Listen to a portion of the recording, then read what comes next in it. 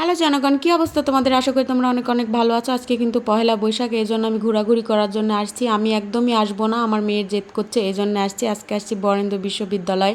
এখানে আমি কোনো দিনই আসিনি, আমার মেয়ের মিস হচ্ছে, এখানে পড়ে, এই জন্য ওর সঙ্গে আসছি। ওই বলছে ওহিকে, আমার মেয়েকে, যে আজকে মেলা হচ্ছে, এই জন্য আমার মেয়ে খুব জেদ করছে, এই জন্যই আসা।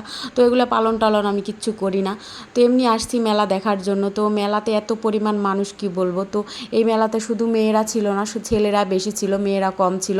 তো প্রথমে একটা খাবারের স্টলে চলে আসলাম। তো এখানে ছিল কেক, পান্তা, এই সেই ইলিশ। তো এই পান্তা ইলিশ তো অবশ্যই খাবো না, এই জন্য আমার মেয়েকে একটা কেক কিনে দিলাম, চকলেট কেক। আমার মেয়ে কিন্তু কেক খেতে অনেক পছন্দ করে, এই জন্য কেকটাই ওকে কিনে দিলাম। তারপরে আরও স্টল দেখছিলাম, পুডিং, এই সেই। এখানে খাবারের স্টলই বেশি ছিল, স্টলগুলো এত সুন্দর করে সাজানো ছিল, এই জন্য আমার খুব ভালো লাগছিলো। এই যেগুলো বাঁশের চালুন দিয়ে, রঙিন মাটির হাঁড়ি দিয়ে। তো পয়লা বৈশাখের মেলা যদি করতেই হয়, তো বৈশাখ মাসে হচ্ছে যে এসে সবাই এই যে গ্রামের কুলা চালুন, তারপরে মাটির হাঁড়ি, এগুলো দিয়ে মেলা করলে অনেক সুন্দর হবে। শহরের বাচ্চারা তো এগুলো চিনেই না। তারপর আমার মেয়েকে এখান থেকে একটা মোমো কিনে দিলাম।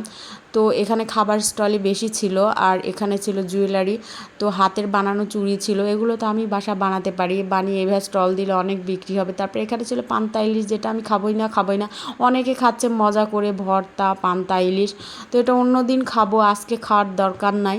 তারপরে এখানে আরেকটা জুয়েলারির ছিল, চুড়ি, শুধু এখানে ছিল চুড়িটাই বেশি ছিল, আর কাঁকড়া ছিল সুন্দর ছোটো ছোটো। আমার মেয়েকে একটা কাঁকড়াও নিয়ে দিলাম। এই যে প্লেট সাজিয়ে এইভাবে রেখে দিচ্ছে পান্তা ইলিশের, কাঁচা মরিচ, পেঁয়াজ, পান্তা ইলিশ, পান্তা, তারপরে ইলিশ মাছ ভাজি, আলু ভর্তা। এখানে ছিল কুটির শিল্প, হাতের কাজ, যেটা হচ্ছে কুরুশ কাটা দিয়ে, সুতা দিয়ে তৈরি করে। তো এগুলোও আমি পারি, মাশাআল্লাহ, একদিন আমি বানিয়ে ভিডিও করে তোমাদের দেখাবো।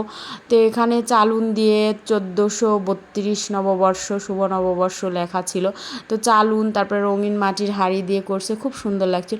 আর এখানে হচ্ছে যে কি ছিল, লেমন ওয়াটার মানে কি বলবো আমি, এক এক এই নিয়েছিলাম এক বাটি না, এক গ্লাস নিয়েছিলাম। আমার মেয়েকে বলছে কেমন খেতে, বলছে খুবই ভালো। আমি যখন মুখে নিলাম, দেখলাম একটু পানি আর এক চাকা লেবু আর একটা হচ্ছে পুদিনা পাতা দিয়েছে, কোনো টেস্ট বলে কিচ্ছু নেই, লবণ টবণ কিচ্ছু দেওয়া নেই। মানে এত পরিমাণ ভিড়, মানে দিতেই পারছে না, শুধু পানির মধ্যে ওই লেবু দিয়ে মিশিয়ে দিয়ে দিচ্ছে।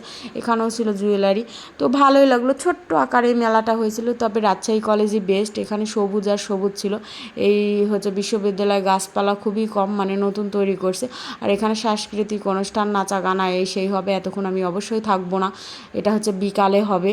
তো আমি গিয়েছিলাম দুপুরের দিকে, তো আমি চলে আসছি বাসায়। এই দেখো, এটাই ছিল বরেন্দ্র বিশ্ববিদ্যালয়, অনেক উঁচু। আমাদের রাজশাহী বিশ্ববিদ্যালয়ে কিন্তু অনেক গাছ এখানে নতুন তৈরি হয়েছে, অত গাছ টাছ কিছু নেই।